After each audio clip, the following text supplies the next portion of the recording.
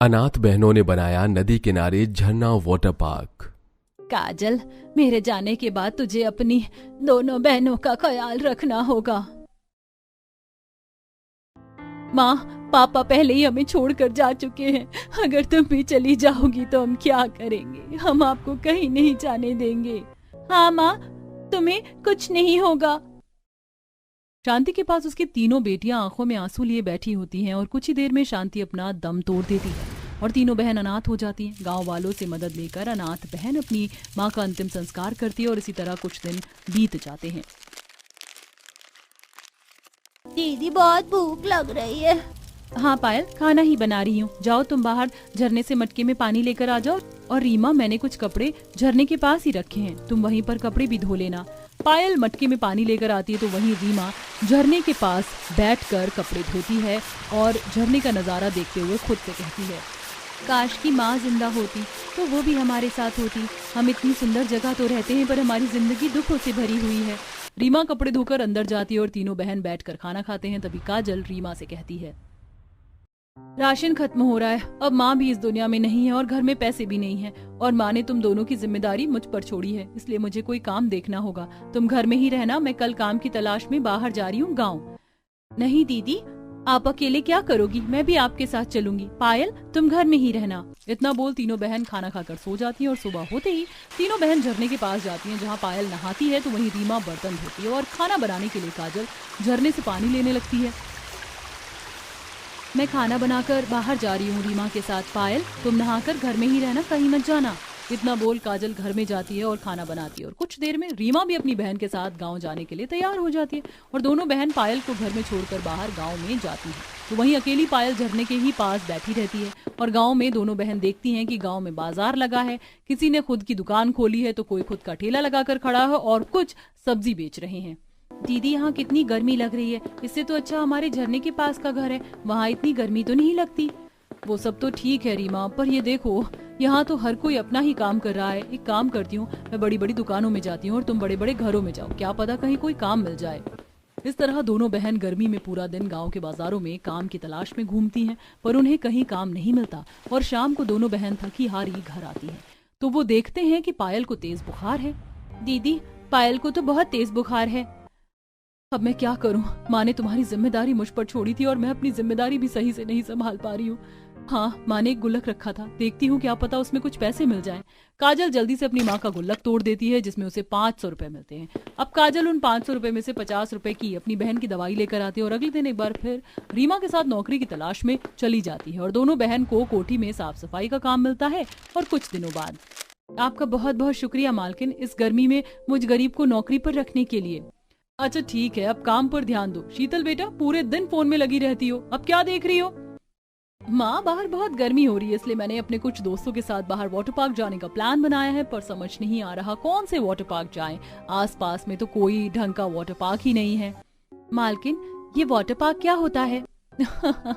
तुम्हें water park नहीं पता? चलो मैं तुम्हें दिखाती हूँ फोन में वाटर पार्क कैसा होता है। काजल की मालकिन और उसकी बेटी काफी अच्छी थी। काजल के पूछने पर शीतल उसे अपने फोन में वाटर पार्क दिखाती है जिसमें काजल देखती है कि कुछ लोग स्लाइड के थ्रू नदी में जा रहे हैं और वाटर पार्क में भी छोटे छोटे झरने बने हैं। ये देख काजल मन ही मन खुद से बोलती है, इस जगह पर लोग कितने मजे कर रहे हैं और कितनी महंगी टिकट है यहाँ की। इससे तो अच्छा हमारा झरना है जहाँ नदी भी है और पहाड़ से भी पानी गिरता है। कितनी सुंदर जगह है हमारा घर। इतना बोल काजल काम पर लग जाती है और इसी तरह कुछ दिन बीत जाते हैं और एक दिन, रीमा, मैं स्विमिंग पूल जा रहा हूँ, मेरा बैग लेकर आ जाओ। अभी लाती हूँ मालिक। रीमा सुरेश का बैग लेकर आती है जिसमें उसने स्विमिंग कॉस्ट्यूम रखे होते हैं और साथ में कुछ मास्क भी होता है। क्या हुआ, मेरा सामान देखकर इतना गंदा मुंह क्यों बना रही हो? मालिक, स्विमिंग पूल कैसा होता है जहाँ आपको ऐसे कपड़े पहनने पड़ते हैं और इतनी महंगी फीस देनी पड़ती है? एक काम करो, आज तो मेरे साथ चलो, मैं तुम्हें सामने से दिखाऊंगा स्विमिंग पूल कैसा होता है। सुरेश रीमा को उस दिन अपने साथ ले जाता है और अपना बैग रीमा के हाथों में देकर स्विमिंग पूल में कूद जाता है और तैराकी करने लगता है। उस दिन रीमा पहली बार अपनी आंखों के सामने स्विमिंग पूल देखती है। ये सब देख उसके दिमाग में एक आइडिया आता है और जब वो घर जाती है और तीनों बहन झरने के पास बैठकर खाना खा रही होती है तो रीमा काजल से कहती है, दीदी, तुम्हें पता है स्विमिंग पूल क्या होता है? आज मैंने देखा, नदी जैसी चीज है जिसके अंदर टाइल लगी है, उसे लोग स्विमिंग पूल कहते हैं और उसके 2000-3000 रुपए देते हैं। हमारे पास तो झरना है, क्यों ना हम यहीं पर छोटा सा स्विमिंग पूल बना लें? सही कह रही है रीमा तू। ऐसे तो हम इस गर्मी में बस इतना ही कमा पाएंगे जितना रोजी रोटी चल सके। हमें अपने खुद का काम शुरू कर देना चाहिए। हम स्विमिंग पूल नहीं वाटर पार्क बनाएंगे। दोनों बहन बात कर के घर की जिम्मेदारी पायल के कंधे पर छोड़ देती हैं और खुद सारी रात बैठकर अपने झरने के थोड़ी ही दूर पर खुदाई करती हैं और सुबह होते ही नौकरी के लिए चली जाती हैं। साहब, ये पाइप खराब हो गया है, जगह जगह से फट गया है, आपके काम का नहीं है, क्या इसे मैं ले लूं? हाँ ले जाओ, वैसे भी मैं इसे कबाड़ी वाले को देने वाला था। जहां अपना वाटर पार्क तैयार करने के लिए रीमा पाइप का इंतजाम करती है तो वहीं काजल देखती है कि उसकी मालकिन के छत पर कई सारे वेस्ट टाइल पड़े हैं। मालकिन, कितनी सारी टाइल्स यहाँ पर फेंकी हुई हैं, अगर आपके काम की नहीं है तो मुझे दे दीजिए। कितनी गर्मी है छत पर। और काजल, ये भी कोई पूछने वाली बात है? अगर तुम्हारे काम की है टाइल तो तुम ले जाओ, वैसे भी इस खराब टूटे टाइल की वजह से पूरी छत भरी हुई है। अब दोनों बहन रात को पाइप और टाइल्स लेकर घर आती हैं और रात को ही दोनों बहन स्विमिंग पूल जितना बड़ा गड्ढा खोदने लगती हैं और अगली रात को मिट्टी की मदद से उस गड्ढे में टाइल बिछाती हैं और सुबह काम पर जाने से पहले पाइप की मदद से झरने का पानी स्विमिंग पूल में डालती हैं। पायल, हम काम पर जा रहे हैं, जब स्विमिंग पूल का पानी भर जाए तो तुम पाइप निकाल कर घर में रख लेना। ठीक है दीदी। रीमा के बताए अनुसार पायल बिल्कुल ऐसा ही करती है और रात को एक बार फिर काजल और रीमा घर आकर पास के जंगल से कुछ लकड़ियां तोड़ कर लाते हैं और स्विमिंग पूल के अंदर 3 सीढ़ियां बनाते हैं और पानी के अंदर उतरने के लिए लकड़ियों से उसका हैंडल बनाती हैं। दीदी, ये स्विमिंग पूल कितना सुंदर है, एक तरफ हमारा झरना और दूसरी तरफ स्विमिंग पूल। हाँ, पर अभी हमारे पास और भी बहुत सारा काम है। मैं कुछ बांस की लकड़ी लेकर आई हूँ, तुम उन्हें मशीन से छील दो और रीमा, तुम किसी कबाड़ी की दुकान पर देखो, क्या पता कोई झूला मिल जाए। काजल के कहने पर रीमा बाहर से कबाड़ी की दुकान से कुछ झूले लेकर आती है और वो तीनों बहन कुछ झूले झरने के पास रख देती हैं और लकड़ी की मदद से स्लाइड बनाती हैं जो झरने से स्विमिंग पूल तक होता है और कुछ दिनों में उनका वाटर पार्क बनकर तैयार हो जाता है। ये वाटर पार्क कितना अच्छा लग रहा है दीदी, मैं अपने कुछ दोस्तों को लेकर आऊँ क्या? हाँ पायल, क्यों नहीं। बच्चों के लिए हमारे वाटर पार्क का टिकट होगा 50 रुपए और बड़ों के लिए 100 रुपए। मैं तो बोलती हूँ तुम इस बारे में सभी को बता दो ताकि इस भयंकर गर्मी में सब हमारे वाटर पार्क में आए। अपने झरने वाटर पार्क के बारे में पायल अपने दोस्तों को बताती है और बच्चे 50 रुपए देकर उस वाटर पार्क में आते हैं। कोई झरने के नीचे खड़ा होकर एंजॉय कर रहा होता है तो कोई स्विमिंग पूल में जाता है और कुछ झूलों पर झूलते हैं। बहुत मजा आ रहा है, तुमने ये वाटर पार्क बहुत अच्छा बनाया है, मैं माँ को बताऊंगी। भैया मेरे स्विमिंग करने के लिए बहुत दूर जाते हैं, अब उन्हें पता चलेगा कि 100 रुपए में वो स्विमिंग कर सकते हैं तो वही यहीं आएंगे। अब बच्चे घर जाते हैं और 50 रुपए लेकर अगले दिन वापस आते हैं और गर्मी में वाटर पार्क का मजा लेते हैं। इस तरह गांव वालों को भी 3 अनाथ बहनों के वाटर पार्क के बारे में पता चलता है। भैया, बड़ों का 100 रुपए का टिकट है और यहाँ आपको वाटर पार्क का नकली झरना नहीं असली झरना देखने को मिलेगा और स्लाइड्स भी। अच्छा ठीक है, अब जल्दी से टिकट दो। कुछ ही दिन में अनाथ बहन का वाटर पार्क पूरे गांव में फेमस हो जाता है और अब लोग गर्मियों से बचने के लिए और एंजॉय करने के लिए उनके वाटर पार्क में आते हैं और तीनों अनाथ बहन नौकरी छोड़ अपना खुद का वाटर पार्क का बिजनेस चलाती हैं। राधिका और अंजू की शादी की तैयारी चल रही थी। जहां अंजू के लिए राजस्थान के गरीब परिवार से रिश्ता आया था तो वहीं राधिका के लिए शिमला के एक अमीर घराने से रिश्ता तय हुआ था। मैं बचपन से सपना देखती थी कि मेरा घर बर्फ की हसीन वादियों में हो और देख अंजू, अब तो मेरी शादी भी बर्फीली वादियों में होने जा रही है। हाँ दीदी, आपके लिए तो मुझे भी बहुत खुशी है, भले ही मेरा रिश्ता मेरी किस्मत के मुताबिक राजस्थान में क्यों ना तय हुआ हो। मुझे तो लगता है तेरा हनीमून भी शिमला में ही मनाया जाने वाला है।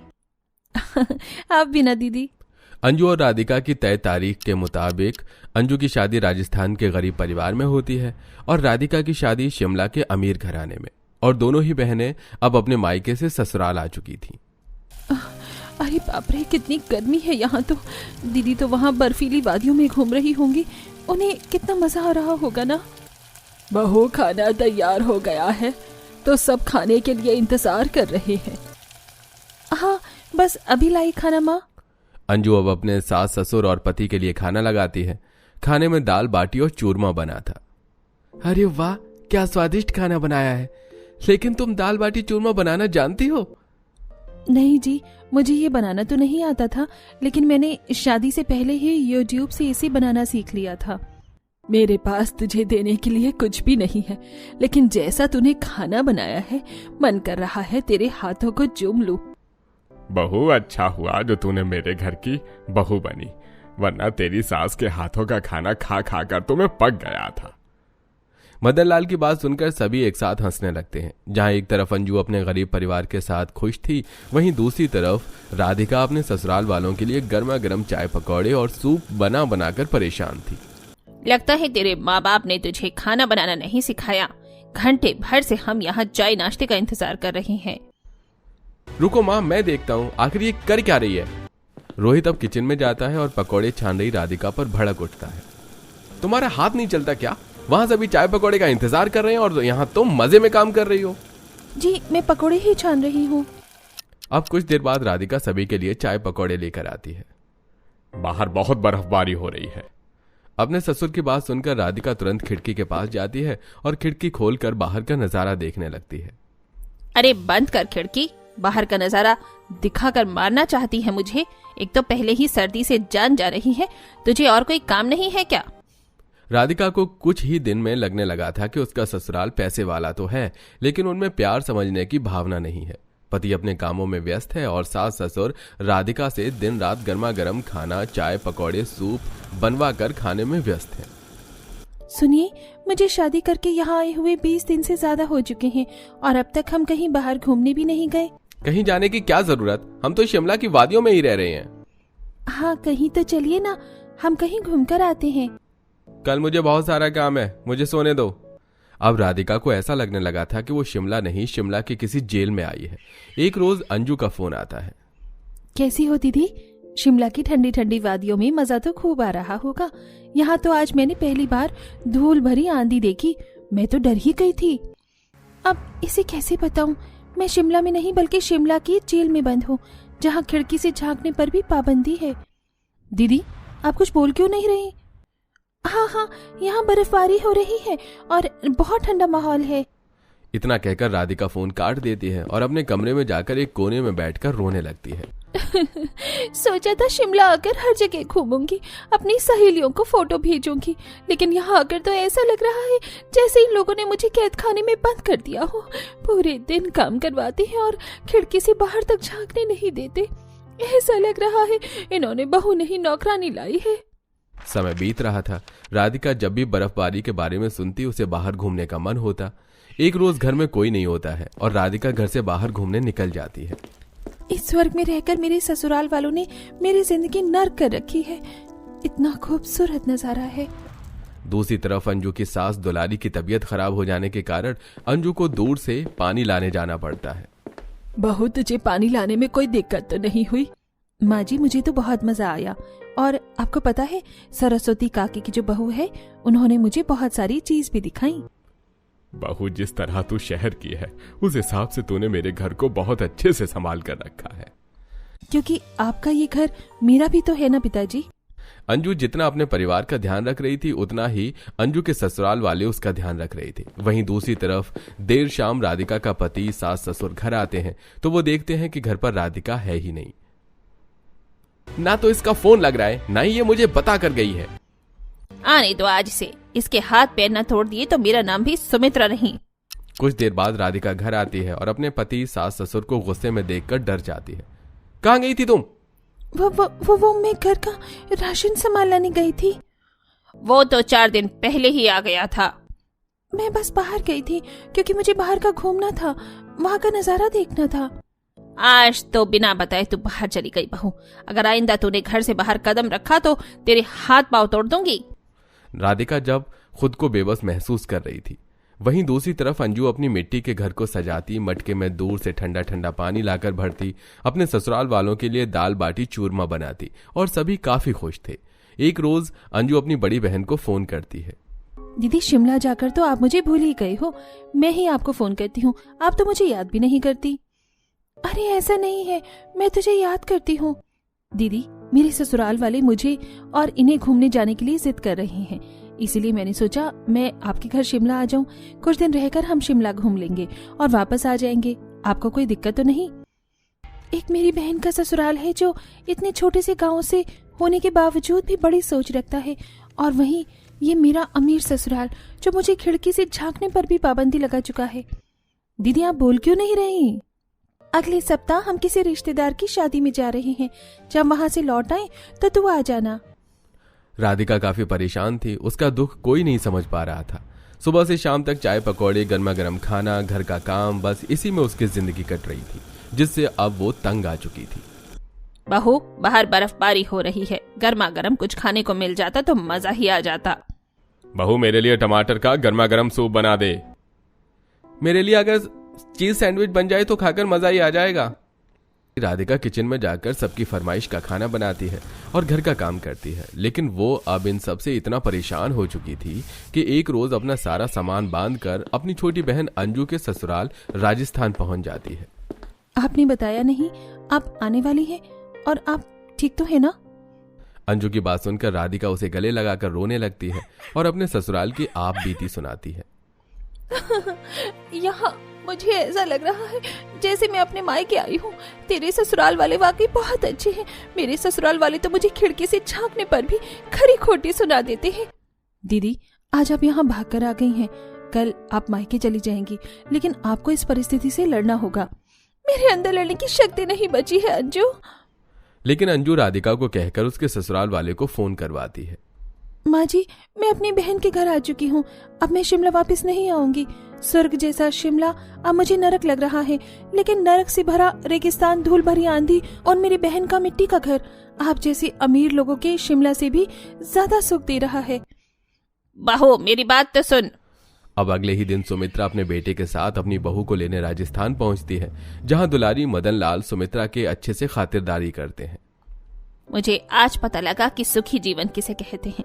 आप लोगों के पास भले ही मिट्टी का घर, पीने के लिए मटके का पानी हो, लेकिन खुशियों में कोई कमी नहीं है। यह तो आपका बड़प्पन है। बहू, मुझे माफ कर दे और चल अपने घर। मुझे एहसास हो चुका है सुख पैसों में नहीं बल्कि अपनों के बीच है। और मेरी आप सभी से भी गुजारिश है कि आप सब भी शिमला चले और वहाँ के नजारों का मजा ले। अब सुमित्रा अपनी बहू राधिका को शिमला वापस ले जाती है और सभी खुशी खुशी शिमला घूमते हैं।